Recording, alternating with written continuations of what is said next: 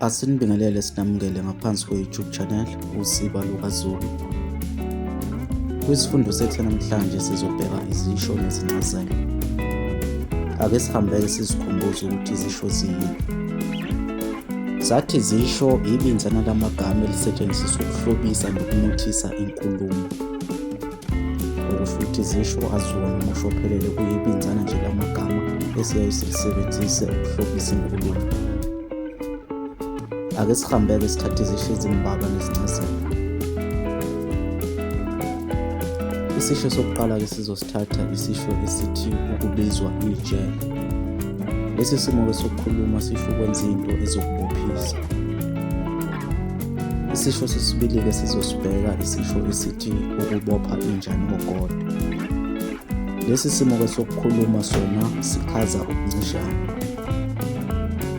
Isisho sesithathu sizosibheka ukubopha amanqininyati. Lesi simo-ke sokukhuluma sisho ukwakha uzungu, ufihlela umuntu into ethile.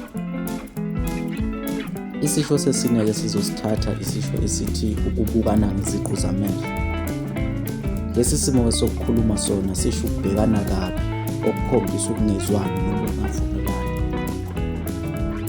Isisho sokugcina-ke sizosithatha embukisweni namhlanje esithi ukubulala ngensimbi.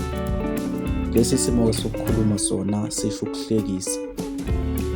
Asibonge ukuthola ingxenye yombukiso wethu namhlanje. Asiphinde sikunxuse ukusubscribe ngaphansi kwe-YouTube channel. Sho ukuphala kwakho lapha kuma-comment. Phinde ulike nevidiyo namhlanje. Kuze kube ngokuzayo siyavalelisa.